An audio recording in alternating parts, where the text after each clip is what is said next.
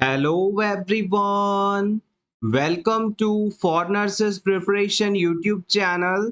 I'm Neeraj Kumar Kathal. Today is 27 July 2023. Let's begin nursing MCQ session for upcoming AIMS NORCET exam. Our first question is, an obstetrical client decide to have an epidural anesthetic to relieve pain during labor. Following administration the anesthesia, the nurse should किसी patient को delivery या labour के दौरान हो रहे pen को control करने के लिए आपने एपिड्यूरल एनेस्थीसिया एडमिनिस्टर किया। इस एपिड्यूरल एनेस्थीसिया को एडमिनिस्टर करने के बाद इस क्लाइंट में कौन सी फाइंडिंग का लगातार असेसमेंट करना जरूरी है? Option A, monitor the client for seizures. Option B, monitor the client for orthostatic hypotension. Option C, monitor the client for respiratory depression. Option D, monitor the client for हीमेचूरिया।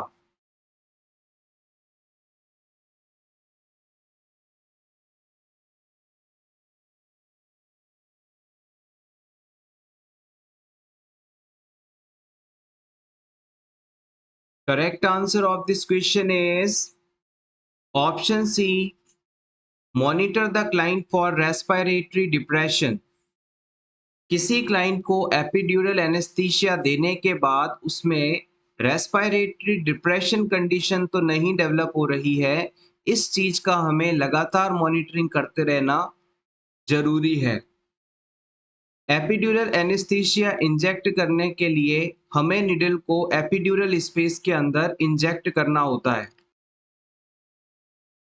Epidural space की अगर बात करें तो आपने brain और spinal cord के चारों तरफ 3 मेनिंजियल लेयर होती हैं, 3 कवरिंग होती हैं, इसके बारे में पढ़ा होगा। सबसे अंदर वाली जो लेयर होती है उसे हम पाइया मैटर के नाम से जानते हैं। उसके बाद में बीच में एरेक्नॉइड मैटर होता है और सबसे ऊपर सबसे बाहर ड्यूरा मैटर होता है। अब हमारी जो स्पाइनल कॉर्ड वाला एरिया होता है, हमारी जो रीढ़ की हड्डी होती है, उसमें ड्यूरा मैटर के ऊपर वर्टिब्रल वॉल पाई जाती है और वर्टिब्रल वॉल और ड्यूरा मैटर जो लेयर है, इनके बीच के स्पेस को हम एपिड्यूरल स्पेस का नाम देते हैं। This space is called epidural space और एपिड्यूरल एनेस्थीसिया इसी जगह पर निडल इंसर्ट करके दिया जाता है। इस एपिड्यूरल स्पेस के अंदर फैट सेल्स होती है और स्मॉल ब्लड वेसल्स होती हैं। जब क्लाइंट को हम एपिड्यूरल एनेस्थीसिया देते हैं, तो अगर ये एनेस्थीसिया रेस्पिरेटरी सेंटर तक पहुंच जाए, तो इससे क्लाइंट के अंदर ब्रीथिंग इम्पेयर हो सकती है। इसलिए हमें लगातार क्लाइंट में कहीं ब्रीथिंग रिलेटेड डिफिकल्टी तो नहीं है, ब्रीथिंग डिप्रेशन तो नहीं हो रहा है, इस चीज का लगातार मॉनिटरिंग करते रहना जरूरी है। एक बार फिर से सभी चीज़ों को रिवाइज कर लेते हैं। लेबर या डिलीवरी के दौरान अगर क्लाइंट को असहनीय दर्द हो रहा है, इनकंट्रोलेबल इनटॉलरेबल पेन हो रहा है, तो हम उसे एपिड्यूरल एनेस्थीसिया दे सकते हैं, जिससे कि उसे पेन फील नहीं होगा। जब भी क्लाइंट को एपिड्यूरल एनेस्थीसिया लगाया जाता है, तो इसके लिए निडल को हम एपिड्यूरल स्पेस के अंदर इंसर्ट करते हैं। एपिड्यूरल स्पेस जो है वो हमारी ड्यूरा मैटर और वर्टिब्रल वॉल के बीच का स्पेस है, जहां पर छोटी ब्लड वेसल्स पाई जाती हैं। यहीं पर हम एनेस्थीसिया मेडिसिन को एडमिनिस्टर करते हैं। इस मेडिसिन को एडमिनिस्टर करने के बाद हमें लगातार क्लाइंट में रेस्पिरेटरी डिप्रेशन तो नहीं हो रहा, इस चीज को मैनेज मॉनिटर करते रहना चाहिए, क्योंकि अगर ये ड्रग रेस्पिरेटरी सेंटर तक पहुंच गई तो क्लाइंट में रेस्पिरेशन डिप्रेशन कर हो सकता है। सो हमें इस चीज के लिए यहाँ पर अलर्ट रहना चाहिए। ऑप्शन ए के अंदर कहा गया है कि क्लाइंट को सीजर्स एक्टिविटी के लिए मॉनिटर करना चाहिए, जो कि एक गलत है, क्योंकि सीजर्स एपिड्यूरल एनेस्थीसिया देने के बाद में नहीं देखने को मिलते हैं। ऑप्शन 2 के अंदर कहा गया है मॉनिटर फॉर ऑर्थोस्टैटिक हाइपोटेंशन, ये भी गलत ऑप्शन है। ऑर्थोस्टैटिक हाइपोटेंशन का मतलब होता है क्लाइंट जब बेड पर लेटा हुआ है या बैठा हुआ है और अचानक उठकर खड़ा हो जाए, तो स्टैंड अप पोजीशन में आते ही उसका ब्लड प्रेशर कम होना ऑर्थोस्टैटिक हाइपोटेंशन के नाम से जाना जाता है। और जब आप क्लाइंट को एपिड्यूरल एनेस्थीसिया देते हैं तो उसे ये बताया जाता है कि उसको अपने बेड पर फ्लैट लेटना है और 24 घंटे तक खड़े नहीं होना है, तो ये चीज़ यहाँ पर नहीं हो सकती। It is not the monitoring action. Last में हम बात करते हैं हिमेचूरिया की। हिमेचूरिया का मतलब होता है ब्लड में यूरिन में ब्लड का आना, जो कि इस एनेस्थीसिया का कॉम्प्लिकेशन नहीं है, इससे संबंधित नहीं है। Next question is ASHA has been responsible for how much population in rural areas? Rural areas में, ग्रामीण क्षेत्रों में कितनी आबादी पर एक आशा की नियुक्ति होती है, एक आशा को अपॉइंट किया जाता है? 1000, 2000, 3000, 4000?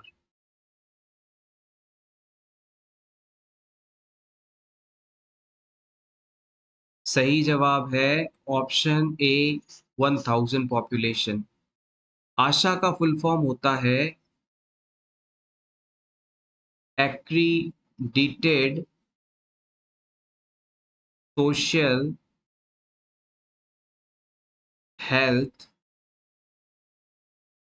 एक्टिविस्ट।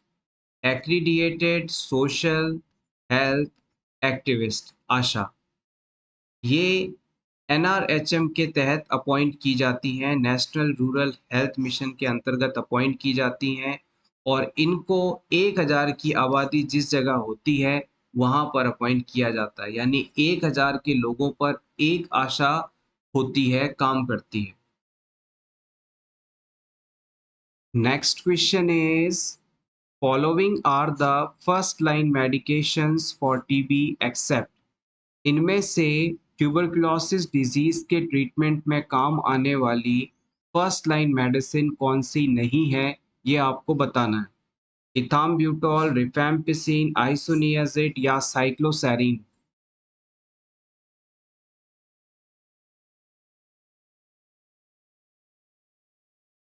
द सही जवाब is option D, cycloserine. Cycloserine first line TB medicine नहीं है। इथाम्ब्यूटोल, रिफैम्पिसिन, आइसोनियाजिड, पायरेजिनेमाइड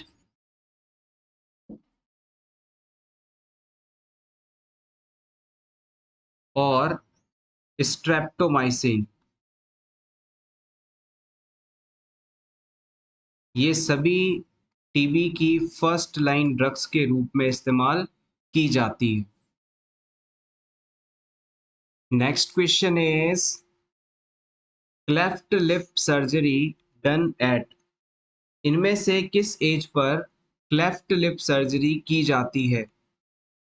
जन्म जन्म पर, 3 से 6 महीने पर, 6 से 9 महीने पर या 9 से 12 महीने की as per?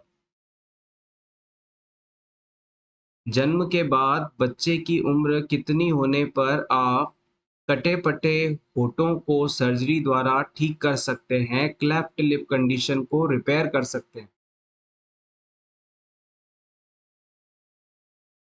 The correct answer is option B, 3 to 6 months। 3 से 6 महीने की उम्र पर क्लेफ्ट लिप सर्जरी परफॉर्म की जाती है। Next question is which lotion is used for the treatment of scabies. इनमें से किस लोशन का उपयोग हम स्कैबीज के ट्रीटमेंट के लिए करते हैं? Benzyl benzoate 15%, benzyl benzoate 20%, permethrin 5%, permethrin 30%?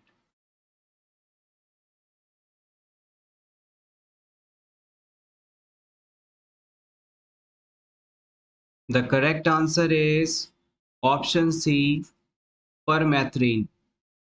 Scabies एक स्किन डिजीज है और इसमें ड्रग ऑफ चॉइस के रूप में परमेथ्रिन 5% का इस्तेमाल किया जाता है। Next question is normal duration of involution of uterus.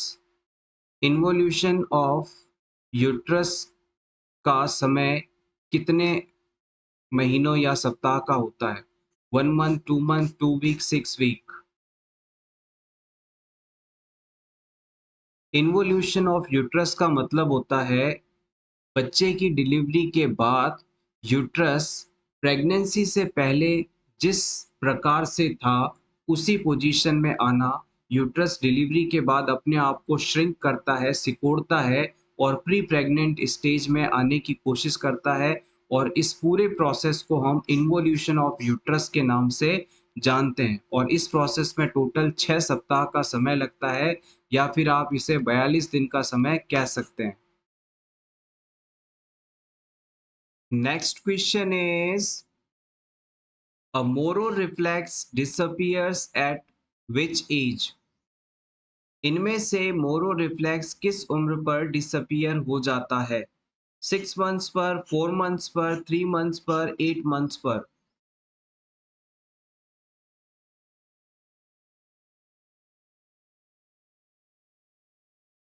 सही जवाब है ऑप्शन सी, 3 मंथ्स पर। ये जो मोरो रिफ्लेक्स होता है ये एक इन्फेंटाइल रिफ्लेक्स है। It is a infantile reflex. ये रिफ्लेक्स जो है 28 से 32 सप्ताह की जो प्रेगनेंसी होती है वहां पर से डेवलप होना शुरू हो जाता है और जन्म के बाद 3 से 6 महीने की उम्र के बीच में ये डिसअपियर हो जाता है। तो अगर आपसे पूछ लिया जाए कि मोरो रिफ्लेक्स कब अपीयर होता है तो आप बताएंगे 28 से 32 सप्ताह की प्रेगनेंसी पर और ये कब डिसअपियर हो जाता है यानी पूरी तरह से हट जाता है तो बताएंगे 3 से 6 महीने की उम्र पर। अब हम बात करते हैं कि ये जो मोरो रिफ्लेक्स है ये होता कैसे है, कैसे इसे चेक किया जाता है। जब किसी बच्चे को आप हाथ में लेकर अचानक से उसे ऐसा फील करवाते हैं कि लॉस ऑफ सपोर्ट हुआ है, तो इस सिचुएशन में बच्चा अपने हाथों को बाहर की तरफ खोलता है, फैलाता है और फिर वापस चेस्ट की तरफ लेकर आता है और फिर रोने लग जाता है। अगर बच्चा ये 3 मूवमेंट शो करता है लॉस ऑफ सपोर्ट के फील होने पर, तो हम इसे मोरो रिफ्लेक्स मानते हैं। एक बार फिर से समझिएगा, आपने किसी बच्चे को अपने हाथ में उठाया और अचानक से उसे ऐसा फ़ील कराया कि आपने उसे उसके नीचे से हाथ हटा लिया है और ये बच्चा ऊपर से नीचे गिर रहा है। तो बच्चे को जब ये फ़ील होगा कि वो नीचे गिर रहा है, तो वो तुरंत अपने दोनों हाथों को बाहर की तरफ फैला लेगा, यानी कि एब्डक्शन मूवमेंट शो करेगा और उसके बाद दोनों हाथों को जल्दी से अंदर की तरफ खींच कर ले आएगा, सेंटर लाइन की तरफ। ये एडक्शन मूवमेंट करेगा और उसके बाद रोने लग जाएगा। अगर ये 3 मूवमेंट्स हैं तो इसका मतलब है बच्चे के अंदर मोरो रिफ्लेक्स मौजूद है। क्या-क्या किया हमने बच्चे को? लॉस ऑफ सपोर्ट फ़ील करवाया, इसके बाद बच्चे ने क्या किया? सबसे पहले एब्डक्शन किया, यानी हाथों को बाहर की तरफ फैलाया। उसके बाद में एडक्शंस किया, यानी हाथ को सेंटर पार्ट की तरफ लेकर आया और उसके बाद में ट्राई करने लग गया, रोने लग गया। तो ये मोरो रिफ्लेक्स के बारे में इम्पोर्टेंट पॉइंट्स हैं, जो कि अक्सर एग्ज़ाम में पूछे जाते हैं। आप चाहें तो इसका स्क्रीनशॉट ले सकते हैं आपके रिवीजन के लिए। Next question is in which disease sweating stage occurs? इनमें से किस डिजीज कंडीशन में स्वेटिंग स्टेज देखने को मिलती है? डेंगू, मलेरिया, फाइलेरिया या फिर जापानीज एन्सेफेलाइटिस?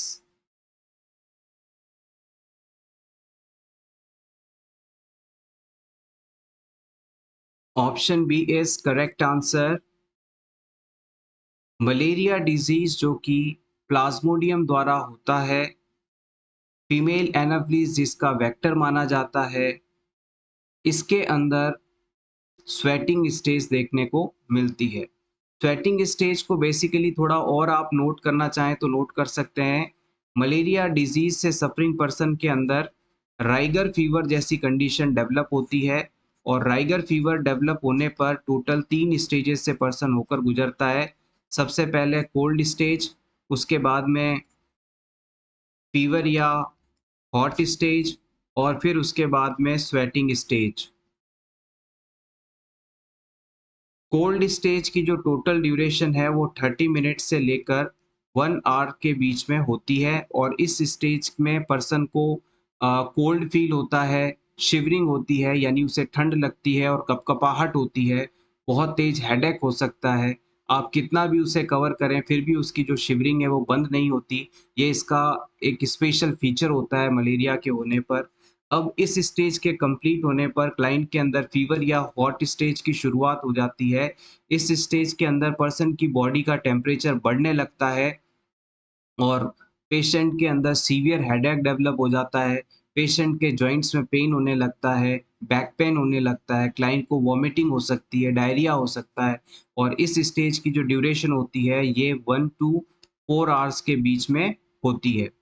इस स्टेज के कंप्लीट होने के बाद क्लाइंट के अंदर स्वेटिंग स्टेज शुरू होती है। इस स्टेज के अंदर क्लाइंट का जो टेम्परेचर है वो कम होने लगता है, क्लाइंट को बहुत ज़्यादा पसीना होता है, स्वेटिंग होने लगती है, और पेशेंट अब कुछ समय के लिए खुद को स्टेबल महसूस करता है, और ये स्टेज अगले 4 घंटों तक लगभग रहती है। अप्रॉक्स 4 आवर्स के लिए स्टेज रहती है। Next question is, a nurse is caring for a client with diagnosis of benign prostatic hyperplasia. Which information about this condition is important for the nurse to consider when caring for this client? आप as a nurse किसी benign prostate hyperplasia वाले patient की care कर रहे हैं। इस patient की care के दौरान नीचे बताए ऑप्शंस में से उस फाइंडिंग को सेलेक्ट करें जो कि इस पेशेंट के केयर के लिए बहुत ज़्यादा इम्पॉर्टेंट है। Option A, it is a congenital abnormality. Option 2, a malignancy usually results. Option 3, it predisposes to hydronephrosis. Option 4, it increase in acid phosphatase level occurs.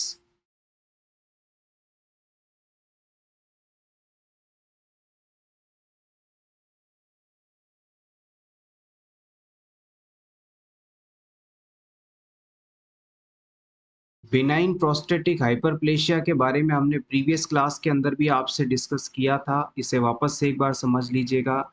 ये मान लीजिए किसी क्लाइंट की किडनीज हैं और ये किडनीज से यूरेटर्स निकल रहे हैं, और ये यूरेटर्स आगे जाके क्लाइंट के यूरिनरी ब्लैडर से जुड़ते हैं, और फिर ये यूरिनरी ब्लैडर जो है यूरिथ्रा में ओपन होता है जहाँ से हम यूरिन को बॉडी से बाहर एक्सक्रीट आउट करते हैं। अब मान लीजिए किसी मेल के अंदर बात कर रहे हैं, इस यूरिथ्रा में इस जगह पर प्रोस्टेट ग्लैंड मौजूद होती है जो कि सीमन को न्यूट्रिशन प्रोवाइड करने का काम करती है, स्पर्म्स को नरिश करने का काम करती है। अब जैसे-जैसे क्लाइंट की ओल्ड एज होती है, एज बढ़ती है, तो क्लाइंट में यूरेथ्रा के बेस पर मौजूद दोनों प्रोस्टेट ग्लैंड्स अपने आकार में बढ़ने लगती है, और आकार कई बार इतना ज़्यादा हो जाता है कि क्लाइंट का जो यूरेथ्रा है वो पूरी तरह से इनके बढ़ने की वजह से ब्लॉक हो जाता है। अब क्लाइंट की किडनीज़ के द्वारा जो यहाँ से यूरिन बनाया जा रहा था, वो यूरिन यहाँ से आगे बढ़ आता तो है, ब्लैडर में पहुँचता तो है, लेकिन ये यूरिन ब्लैडर से आगे बढ़ नहीं पाता, बाहर जा नहीं पाता, क्योंकि प्रोस्टेट ग्लैंड के साइज़ बढ़ने की वजह से यूरेथ्रा में ब्लॉकेज आ गया है। तो धीरे-धीरे जो यूरिन है यहाँ पर इकट्ठा होने लगता है, धीरे-धीरे यहाँ से ये यूरिन वापस यूरेटर्स में फुल होने लगता है, यूरेटर्स में फुल होने के बाद ये किडनी के अंदर फैलने लगता है। तो इसकी वजह से क्या होता है कि किडनीज़ का जो साइज़ है धीरे-धीरे बढ़ने लगता है। यूरेटर्स के अंदर यूरिन भरने के बाद किडनी के अंदर यूरिन का बैक फ्लो होने लगता है, और इस बैक फ्लो की वजह से किडनी का आकार धीरे-धीरे बढ़ने लगता है। किडनी का आकार फ्लूइड की वजह से, यूरिन की वजह से बढ़ने लगता है, और यही कंडीशन जो है हाइड्रोनेफ्रोसिस के रूप में जानी जाती है। तो यहाँ पर आपका ऑप्शन नंबर 3 सही माना जाएगा। अगर क्लाइंट में बेनाइन प्रोस्टेट हाइपरप्लेशिया है यानी प्रोस्टेट ग्लैंड अपने साइज में बढ़ रही हैं, तो इसकी वजह से यूरिथ्रल ओपनिंग ब्लॉक हो जाएगी और क्लाइंट का जो यूरिन है ब्लैडर से बाहर नहीं जा पाएगा। तो पहले सबसे ब्लैडर पूरा फुल होगा, फिर धीरे-धीरे यूरिन यूरेटर्स में ऊपर की तरफ इकट्ठा होने लगेगा और फिर ये किडनीज़ के अंदर एक्यूमुलेट होने लगेगा, जिससे कि किडनी का साइज़ बढ़ जाएगा और यही चीज़ हाइड्रोनेफ्रोसिस के नाम से जानी जाती है। ये यहाँ पर सही माना जाएगा। रिमेनिंग ऑप्शंस की यदि बात करें तो ऑप्शन 1 में कहा गया है कि ये एक कंजेनाइटल एब्नॉर्मैलिटी है, जो कि गलत ऑप्शन है। बिनाइन प्रोस्टेटिक हाइपरप्लेशिया में प्रोस्टेट ग्लैंड का साइज बढ़ता है, जो कि जन्म के बाद धीरे-धीरे डेवलप होने वाला प्रोसेस है और मोस्टली ये ओल्ड पर्सन्स के अंदर देखने को मिलता है, ओल्ड एज के अंदर देखने को मिलता है। तो ये ऑप्शन आपका गलत हो जाएगा। ऑप्शन 2 के अंदर कहा गया है कि मैलिग्नेंसी यूजुअली रिजल्ट, यानी कि इस बीपीएच कंडीशन के बाद में मैलिग्नेंसी हो सकती है, यानी कैंसर हो सकता है, ये अक्सर देखा जाता है। तो ऐसा ज़रूरी नहीं है कि बिनाइन प्रोस्टेट हाइपरप्लेशिया वाले सभी पेशेंट्स में ये कैंसर में कन्वर्ट हो जाए, मैलिग्नेंसी में कन्वर्ट हो जाए। हाँ, कुछ पेशेंट्स में ऐसा होता है कि ये हाइपरप्लेशिया यानी जो आकार है इस ग्लैंड का बढ़ता है, तो वो कैंसर की वजह से हो सकता है, लेकिन सभी को मैलिग्नेंसी हो तो ये चीज़ यहाँ पर सही नहीं है। An increase in acid phosphatase level occur, acid phosphatase के लेवल में इंक्रीज प्रोस्टेटिक कार्सिनोमा यानी प्रोस्टेट ग्लैंड के कैंसर होने पर देखने को मिलता है, तो ये ऑप्शन भी यहाँ पर सही नहीं माना जाएगा। Next question is the registered nurse is conducting in-service for colleagues about peptic ulcer. The nurse would be correct in identifying which of the following as a causative factor. आपको सिंपली यहाँ पर पेप्टिक अल्सर डिजीज के positive factor को select करना है। किस कारण की वजह से पेप्टिक अल्सर्स होते हैं ये आपको बताना है। क्या एन गोनोरी इसका कारण है, इन्फ्लुएंजा इसका कारण है, एच पाइलोरी इसका कारण है या फिर ई कोलाई इसका कारण है।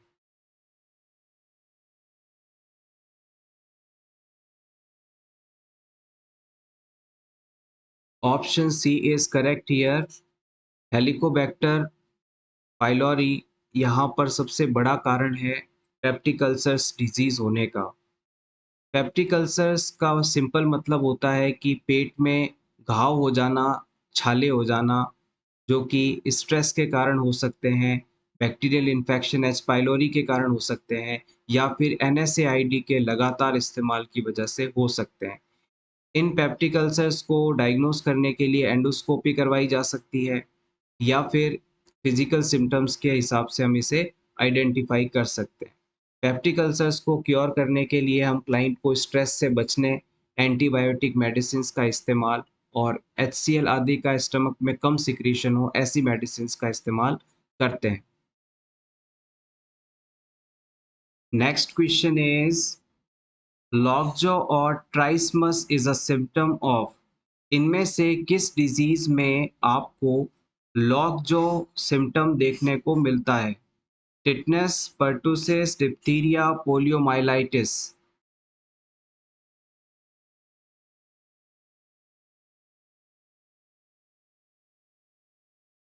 The correct answer is option A. Clostridium tetani नामक बैक्टीरिया के द्वारा टिटनेस डिजीज कंडीशन होती है और इस डिजीज के होने पर आपको तीन इंपॉर्टेंट फाइंडिंग्स देखने को मिलती हैं। सबसे पहला है ट्राइसमस।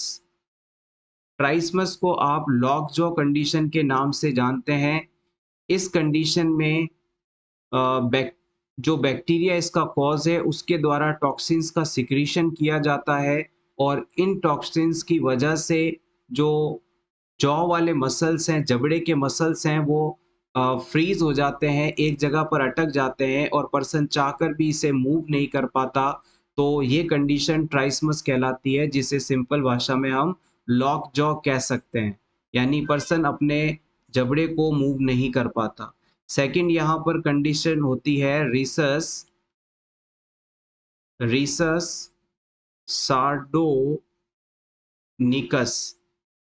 इसके अंदर पर्सन का जो चेहरा होता है एक एबनॉर्मल पोस्चर में फिक्स रह जाता है पर्सन की जो आईब्रोज हैं वो ऊपर की तरफ उठ जाती हैं और उसका जो फेस है, माउथ वाला हिस्सा है, वो अकड़ा हुआ नजर आता है, हल्का ओपन सा नजर आता है। ये रिसस सार्डोनिकस कंडीशन कहलाती है। ये भी बैक्टीरियल टॉक्सिन्स के इफेक्ट की वजह से होता है। उसके बाद में आता है ओपिस्थोटोनस कंडीशन। इसको backward arching of the spine के नाम से जानते हैं। पर्सन अपने अ, शरीर में पीछे की तरफ मुड़ जाता है, या जिस प्रकार से आप योगा करते समय चक्रासन करते हैं, उसी प्रकार से बॉडी की बैकवर्ड आर्चिंग यहाँ पर देखने को मिलती है। पर्सन का जो बॉडी है वो इस प्रकार से अकड़ जाता है, यानी कि उसका जो शरीर है वो बो लाइक हो जाता है, धनुषाकार हो जाता है, वो इस तरह से मुड़ जाता है। ये ओपिस्थोटोनस पोजीशन के रूप में जाना जाता है। It is a backward arching of the spine. ये तीनों कंडीशंस एग्जाम में मोस्टली पूछी जाती हैं और तीनों ही टिटनेस डिजीज के रिलेटेड हैं। इसके अलावा एग्जाम में आपसे पूछा जा सकता है कि नियोनेटल टिटनेस कंडीशन होने पर फर्स्ट साइन के रूप में क्या देखने को मिलेगा, तो आप बता सकते हैं नियोनेटल टिटनेस के कंडीशन में फर्स्ट साइन के रूप में इनएबिलिटी टू सकिंग और ब्रेस्ट फीडिंग और एक्सेसिव क्राइंग देखने को मिलेंगे। अगर किसी नियोनेट को टिटनेस कंडीशन होता है तो वो ब्रेस्ट को सक नहीं कर पाएगा, यानी ब्रेस्ट फीडिंग नहीं कर पाएगा और बहुत ज़्यादा रोएगा, एक्सेसिवली क्राई करेगा। ये चीज़ यहाँ पर इम्पोर्टेंट रहेगी। Next question is all of the following are features of attention deficit disorders except. इनमें से अटेंशन डेफिसिट डिसऑर्डर्स में कौन सा फीचर देखने को नहीं मिलता?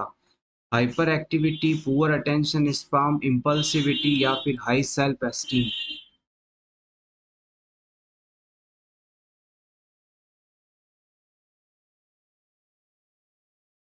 Attention deficit hyper activity disorders के बारे में आपको हमने प्रीवियस क्लासेस में बताया था। होपफुली आप इस क्वेश्चन को गलत नहीं करेंगे। Attention deficit hyper activity disorder से बच्चों की एक्टिविटी बढ़ जाती है, इनका अटेंशन स्पैन बहुत कम होता है, इम्पल्सिविटी इनमें देखने को मिलती है, लेकिन कभी भी इनका जो सेल्फ एस्टीम है वो हाई नहीं होता, यानी उनका जो सेल्फ एस्टीम है वो हमेशा कम देखने को मिलेगा। This is the right choice. Next question is after nasogastric feeding head end of the patient should be raised for। किसी बच्चे को नेसोगैस्ट्रिक ट्यूब फीडिंग करवाने के बाद हेड को कितने देर के लिए ऊपर उठा के रखा जाता है? Option A 30 to 60 degree for 15 minutes, option B 25 to 30 degrees at least 30 minutes, option C 45 to 60 degrees at least 15 minutes, option D 45 to 60 degrees at least 30 minutes। Nasogastric feeding यानी एनजी ट्यूब से फीडिंग, राइल्स ट्यूब से feeding करवाने के बाद patient के head को हम कम से कम आधा घंटे तक यानी 30 मिनट्स के लिए एलिवेटेड करते हैं, और यहाँ पर जो आधे घंटे वाला ऑप्शन है वो ऑप्शन बी है। 20 से 25 डिग्री के एंगल पर पेशेंट को 30 मिनट्स के लिए रेज़्ड करके रखना है, हेड साइड को एलिवेटेड करके रखना है, ताकि क्लाइंट के अंदर रिगर्जिटेशन ऑफ फूड वाली मूवमेंट ना हो। Next question is position given to a patient while inserting gavage tube. किसी पेशेंट को गावास ट्यूब लगाने के दौरान कौन सी पोजीशन दी जाती है? नीज डाइज, सुपाइन, मिड फॉबलर्स, हाई फॉबलर्स।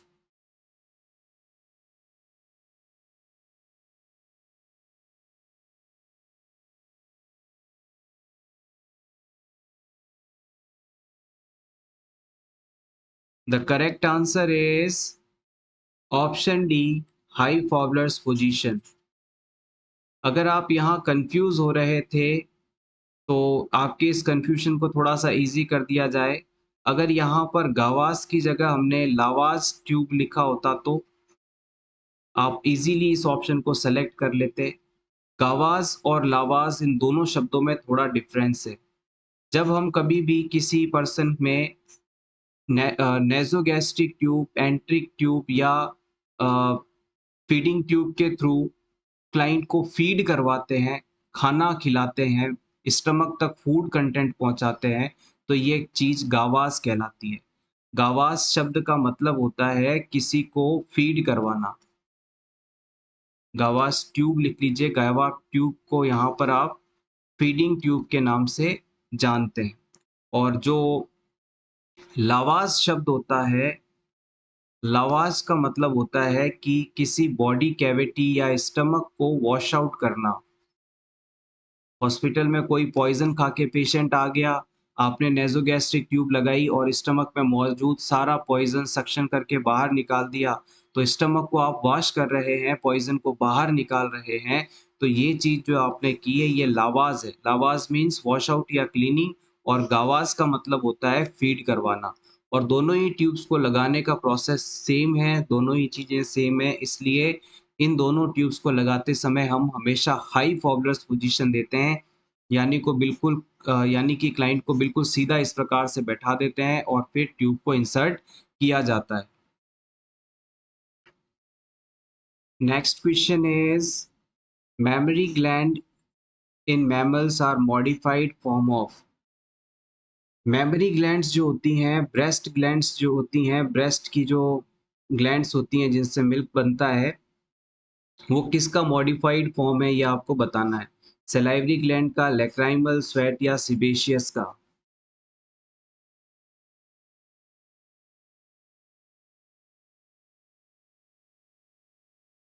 देखिएगा, इस क्वेश्चन में कॉन्ट्राडिक्शन रहता है, लेकिन मोस्टली जो आंसर माना जाता है वो स्वेट ग्लैंड को मानते हैं। कुछ बुक्स के अंदर कुछ ऑथर्स ने ये बोला है कि जो मेमोरी ग्लैंड हैं, ब्रेस्ट ग्लैंड्स हैं, वो हमेशा जो एपोक्राइन स्वेट ग्लैंड्स हैं उनका मॉडिफाइड फॉर्म होता है, लेकिन कुछ ऑथर्स ये मानते हैं कि ये सेबेशियस ग्लैंड का मॉडिफाइड फॉर्म है। तो अगर एग्जाम में आपके ये क्वेश्चन आता है तो कोशिश करिएगा स्वेट ग्लैंड्स को आप राइट आंसर मानकर चलें, लेकिन अगर वहाँ पर स्वेट ग्लैंड आंसर में नहीं है तो आप सेबेशियस ग्लैंड को भी चॉइस कर सकते हैं। Next question is caput succedaneum resolves within. Caput succedaneum कितने समय में ठीक हो जाता है? 7 दिनों में, 4 दिनों में, 10 दिनों में या 8 दिनों में?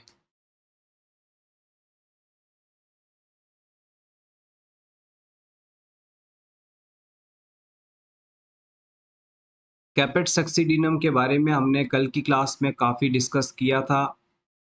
सिफेलोहेमेटोमा और कैपेट सक्सीडिनम दोनों के बारे में आपको बताया था। होपफुली आपने वो क्लास देखी होगी। The right answer is option B, 4 days.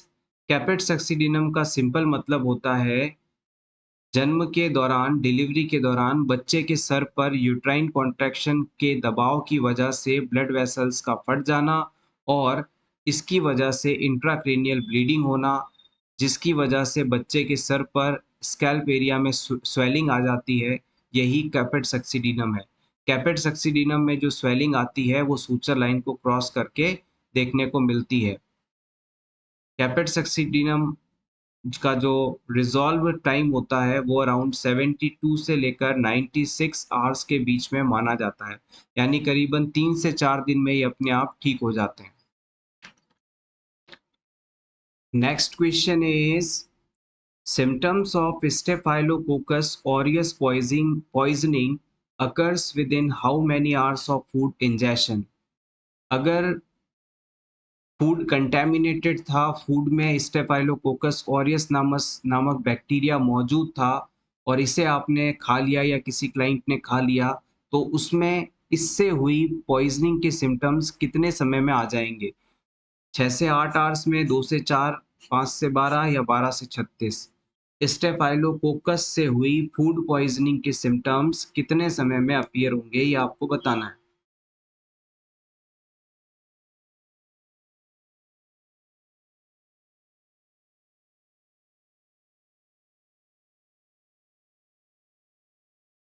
The correct answer is option B 2 to 4 hours। यहाँ पर स्टेफाइलोकोकस ऑरियस नामक बैक्टीरिया से हुई पॉइजनिंग के सिम्टम्स 2 से 4 घंटे में अपीयर होंगे और जनरली इनके सिम्टम्स की बात की जाए तो यहाँ पर डायरिया एंड वॉमिटिंग देखने को मिल सकती है। Next question is which of the following colored container must be used for discarding human anatomical waste in hospital? Hospital में ह्यूमन एनाटॉमिकल वेस्ट को डिस्पोज करने के लिए कौन से कलर का कंटेनर इस्तेमाल किया जाता है? येलो, रेड, ब्लू या black? This question is from biomedical waste management. Important question, previous exam में इसे कई बार पूछा गया है अलग अलग क्वेश्चन फॉर्मेट में। हॉस्पिटल में जो येलो कलर का बायोमेडिकल वेस्ट कलेक्शन बिन होता है उसके अंदर हम ह्यूमन एनाटॉमिकल वेस्ट प्रोडक्ट्स को कलेक्ट कर सकते हैं। इसके अलावा कुछ डाइसेक्टेड ऑर्गन्स हैं, एनिमल टिश्यूज हैं, ब्लीडिंग पार्ट्स हैं, फ्लूइड हैं, ब्लड हैं, एक्सपेरिमेंटल एनिमल्स हैं, रिसर्च के लिए जो इस्तेमाल किए जाते हैं। इसके अलावा माइक्रोबायोलॉजी का वेस्ट है, बायोटेक्नोलॉजी का वेस्ट है, ये सभी आप येलो कलर के बिन के अंदर डिस्कार्ड कर सकते हैं। Option A is correct here. Next question is slow administration of NG feed helps to reduce. किसी पेशेंट को नेजोगैस्ट्रिक ट्यूब लगी हुई है और इस ट्यूब से आपको स्लो फीडिंग करवानी चाहिए, इसका क्या एडवांटेज होता है? फ्लैचुलेंस कम होगा, डिस्टेंशन कम होगा, रिगर्जिटेशन कम होगा या इंडाइजेशन कम होगा? नेज़ोगैस्ट्रिक ट्यूब से स्लो फीडिंग करवाने का सबसे बड़ा एडवांटेज क्या है? इससे किस चीज में कमी देखने को मिलती है?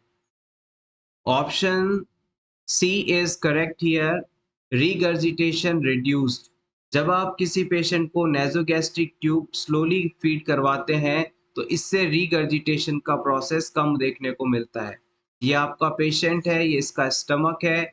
आपने क्लाइंट को धीरे धीरे अगर फीडिंग करवाई है तो क्लाइंट का जो फूड है वो स्टमक के अंदर ही रुकेगा, इसका बैकवर्ड मूवमेंट नहीं होगा, यानी फूड यहाँ से निकल कर वापस ईसोफेगस में जाने की संभावना कम हो जाएगी। यही चीज यहाँ पूछी जा रही थी। रिगर्जिटेशन का मतलब होता है स्टमक कंटेंट का वापस माउथ की तरफ मूव करना। Next question is total RBC count for women is. किसी वुमेन में टोटल आरबीसी काउंट कितना होता है? 4.4 to 6, 3.9 to 5.4, 4.2 to 5 या 4.2 to 5.6?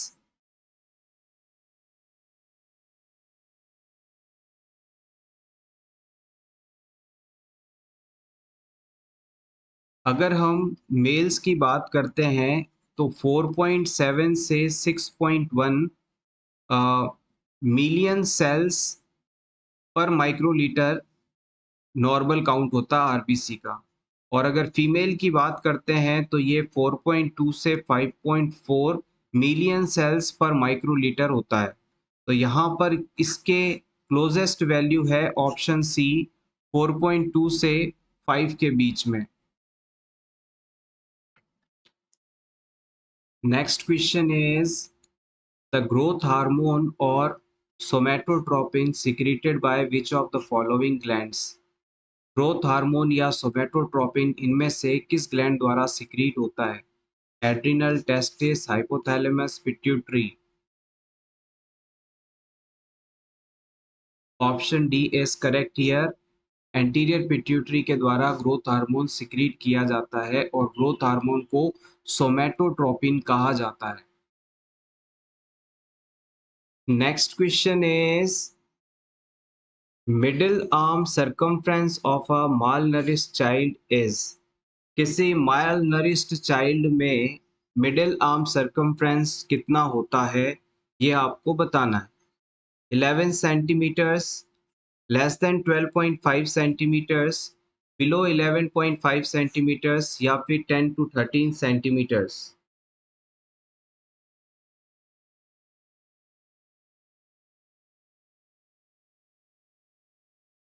मिड आर्म सरकमफ्रेंस का क्या मतलब होता है? जैसे ये आपका कोई पेशेंट है या फिर ये कोई स्टूडेंट है, ये कोई बच्चा है जिसका आपको मिड आर्म सरकमफ्रेंस पता करना है। तो आप क्या करेंगे,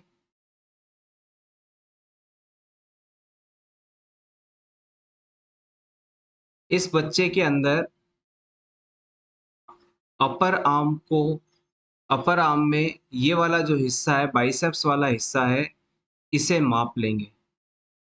अपर आर्म में यानी हाथ में जो बाइसेप्स वाला एरिया है, उसको फीते की मदद से चारों तरफ से ऐसे गोलाकार वे में माप लेंगे। यही चीज़ मिडल आर्म सरकमफ्रेंस के रूप में जाना जाता है। किसी भी बच्चे के हाथ में बाइसेप्स वाले एरिया को, ह्यूमेरस बोन वाले एरिया को फीते की मदद से गोलाकार चारों तरफ से मापना मिडल आर्म सरकमफ्रेंस के रूप में जाना जाता है। अब कोई बच्चा अगर माल नरिश्ड है यानी कुपोषित है तो उसका मिड आर्म सरकमफ्रेंस कितना मिलेगा, ये आप सेलेक्ट करें। Yes, exactly, option B is correct here. इस बच्चे के अंदर जो मिड आर्म सरकमफ्रेंस है वो आपको 12.5 से कम मिलेगा। 12.5 सेंटीमीटर से ये आपको कम मिलेगा। आइए इससे जुड़े कुछ और इम्पोर्टेंट बेसिक पॉइंट्स को रिवाइज कर लेते हैं जो कि अक्सर एग्जाम्स में पूछे जाते हैं। किसी भी पर्सन या किसी भी बच्चा जिसकी उम्र 1 से 5 साल के बीच की है, उसमें mid upper mid upper arm circumference check करके बच्चे का न्यूट्रिशनल लेवल हम असेस कर सकते हैं। और इस चीज़ के असेसमेंट के लिए जो फीता यूज़ किया जाता है, जो टेप यूज़ की जाती है, उसे हम शाकिर टेप के नाम से जानते हैं। शाकिर टेप की मदद से 1 साल से 5 साल तक के बच्चों में मिड अपर आर्म्स का सरकमफ्रेंस माप कर बच्चे का न्यूट्रिशन स्टेटस हम पता कर सकते हैं, बच्चा माल नरिश्ड है या नहीं, इस चीज़ को बता सकते हैं। अब जब इस टेप से हम मिड अपर आर्म का सरकमफ्रेंस मापते हैं, तो अगर बच्चे का जो सरकमफ्रेंस है वो 13.5 से ज़्यादा आता है, तो इसे हम नॉर्मल मानते हैं। 13.5 सेंटीमीटर से अगर ज़्यादा आता है, तो ये चीज़ नॉर्मल मानी जाती है और शाकिर टेप में ये एरिया ग्रीन कलर से शो किया जाता है। उसके बाद में अगर किसी बच्चे को मिड या मॉडरेट सॉरी माइल्ड या मॉडरेट लेवल की वेस्टिंग है, यानी कि उसके मसल्स इस प्रकार से लूज हो रखे हैं, तो इस सिचुएशन के अंदर 12.5 से लेकर 13.5 सेंटीमीटर्स के बीच में देखने को मिलेगा और शाकिर टेप में ये येलो कलर द्वारा डिनोट किया जाता है। अगर किसी बच्चे में माइल्ड लेवल का माल नरिशमेंट है, तो यहाँ पर जो सरकमफ्रेंस है वो 12.5 से 13.5 के बीच में पाया जाएगा। और अगर किसी बच्चे के अंदर सीवियर वेस्टिंग है, तो उसके अंदर 12.5 सेंटीमीटर से कम आपको सरकमफ्रेंस देखने को मिलेगा और शाकिर टेप में ये एरिया रेड कलर से डिनोटेड होता है। तो शाकिर टेप में 3 कलर हो गए। अगर माप ग्रीन कलर में आ रहा है यानी 13.5 से ज़्यादा है, तो इसका मतलब है बच्चा नॉर्मल है, उसमें कुपोषण नहीं है, माल नरिशमेंट नहीं है। और अगर शाकिर टैब में ये एरिया येलो कलर में आ रहा है यानी 12.5 से 13.5 के बीच में आ रहा है, तो इसका मतलब है बच्चे को हल्का-फुल्का माइल्ड नरिशमेंट है। और अगर 12.5 से कम आ रहा है, तो इसका मतलब है बच्चे में सीवियर वेस्टिंग है और बच्चा माल नरिशमेंट में डेफ़िनेटली ग्रसित है। अगर आपसे पूछ लिया जाए कि normal mid upper arm circumference अलग-अलग एज ग्रुप्स के लिए क्या होते हैं, तो आप नोट कर सकते हैं। अगर किसी बच्चे का जन्म के समय mid upper arm circumference check किया जाए, तो वो 11 से 12 सेंटीमीटर्स के बीच में आपको मिलेगा। 1 साल की उम्र पर यदि इसे आप चेक करेंगे तो ये 12 से लेकर 16 सेंटीमीटर्स के बीच में आपको मिलेगा। और अगर 1 से लेकर 5 साल की उम्र के बीच में चेक किया जाए तो ये आपको 16 से 17 सेंटीमीटर चेक करने पर मिलेगा। ये सभी पॉइंट्स हैं जो कि अक्सर एग्ज़ाम में यहाँ से पूछे जाते हैं, प्रीवियसली पूछे गए हैं। आप चाहें तो इनका स्क्रीनशॉट ले सकते हैं। मिड अपर आर्म सरकमफ्रेंस के द्वारा 1 से 5 साल तक के सभी बच्चों में हम माल नरिशमेंट है या नहीं इस चीज़ को पता कर सकते हैं। मिड अपर आर्म सरकमफ्रेंस को मेजर करने के लिए शाकी टेप नाम का डिवाइस यूज़ किया जाता है। अगर इस डिवाइस में 13.5 सेंटीमीटर एरिया आता है तो ये नॉर्मल है। 12.5 से 13.5 के बीच में माइल्ड वेस्टिंग या मॉडरेट वेस्टिंग माना जाता है। ये नरिशमेंट में कमी को बताता है। और 12.5 से अगर नीचे mid upper arm circumference area है तो इसका मतलब है सीवियर वेस्टिंग मौजूद है, यानी सीवियरली मसल मास का लॉस हुआ है और ये बच्चे के बहुत ज़्यादा माल नरिश्ड होने को बताता है। Next question is World AIDS Day कब सेलिब्रेट किया जाता है? 1 दिसंबर को, 4 फरवरी को, 1 नवंबर को या 25 मार्च को?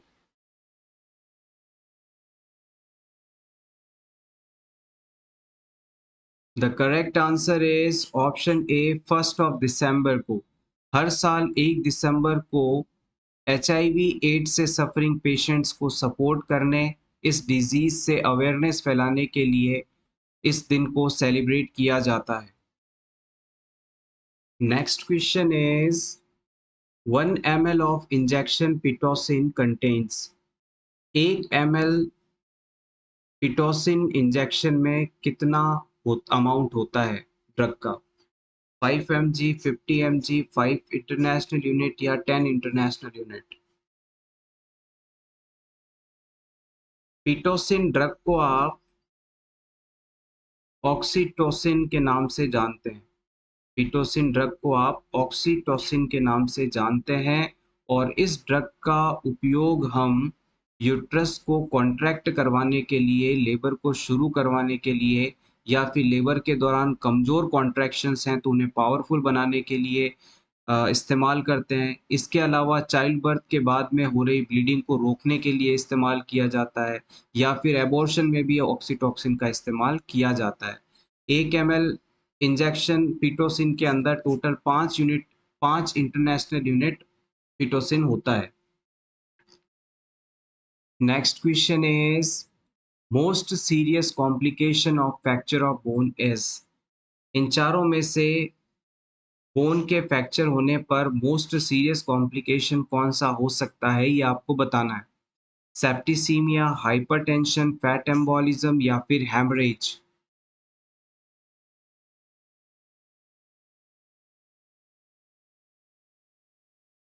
Option 3 correct here, fat embolism.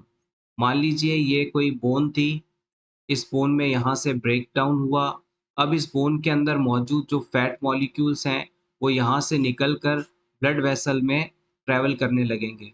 जब ये ब्लड आपके लंग्स या किसी और वाइटल ऑर्गन तक पहुँचेगा, तो यहाँ मौजूद छोटी-छोटी ब्लड वेसल्स के अंदर ये फैट मॉलिक्यूल्स जाकर ऑब्स्ट्रक्शन क्रिएट कर देंगे और इन ऑब्स्ट्रक्शन के कारण लंग्स तक प्रॉपर ब्लड सप्लाई नहीं हो पाएगी, जिससे कि क्लाइंट के इन एरियाज़ के अंदर नेक्रोसिस, इस्चीमिया जैसी कंडीशन डेवलप होगी और धीरे-धीरे ये कंडीशन आगे बढ़ेगी और क्लाइंट की इवन डेथ तक हो सकती है। तो याद रखिएगा, लॉन्ग बोन फ्रैक्चर के बाद में most serious complication fat embolism के रूप में देखने को मिलता है।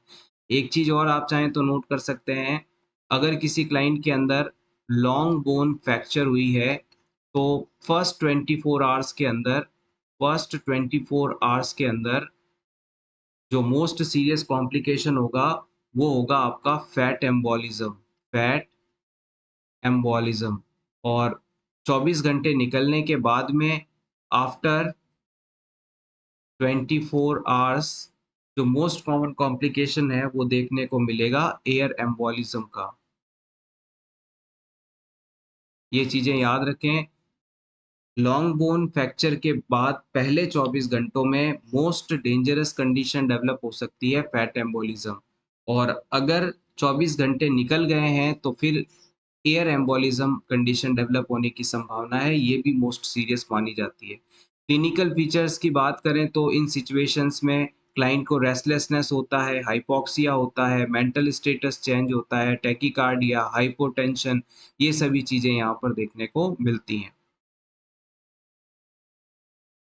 Next question is following are the members of VHSNC except इनमें से कौन सा VHSNC का मेंबर नहीं है?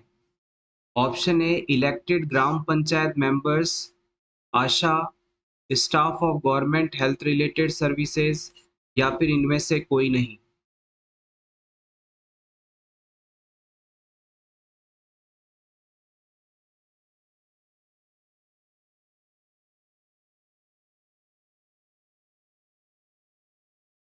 Correct answer is option D, none of the above. ये सभी VHSNC के मेंबर्स माने जाते हैं। VHSNC का फुल फॉर्म आप चाहें तो नोट कर सकते हैं, village sanitation and nutrition committee. Village sanitation and nutrition committee, this is the full form of VHNC।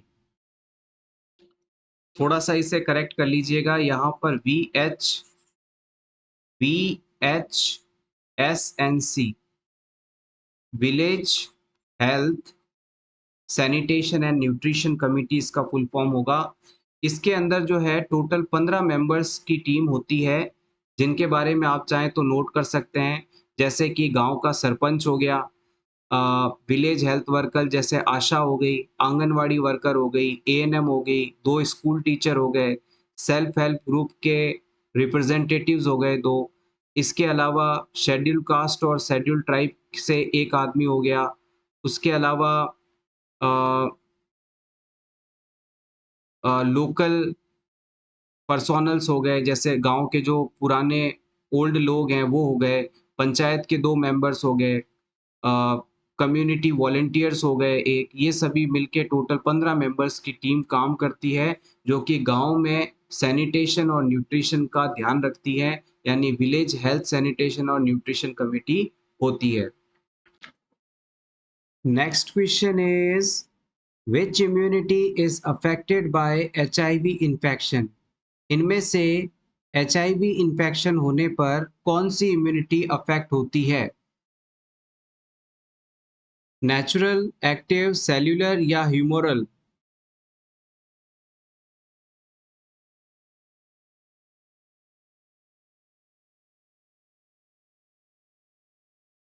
सही जवाब है option C, cellular immunity. HIV या एड्स होने पर सेल्यूलर इम्यूनिटी प्रभावित होती है। जब किसी क्लाइंट को HIV वायरस इन्फेक्शन होता है तो उसकी बॉडी में मौजूद टी हेल्पर लिम्फोसाइट्स या टी सेल्स जो हैं वो डैमेज होने लगती हैं, और इनके डैमेज की वजह से सेल्यूलर इम्यूनिटी भी कम हो जाती है। सो एवरीवन, ये था हमारा आज का वीडियो जिसमें हमने एम्स नॉरसेट एग्ज़ाम के लिए कुछ इंपॉर्टेंट MCQs को डिस्कस किया। होपफुली आपको आज की ये क्लास अच्छी लगी होगी। क्लास का कंटेंट अच्छा लगा हो तो प्लीज़ इसे लाइक कर दीजिएगा, और इसी तरह के रेगुलर वीडियोस देखने के लिए for nurses preparation YouTube channel को ज़रूर सब्सक्राइब करें। Thank you so much once again, best of luck.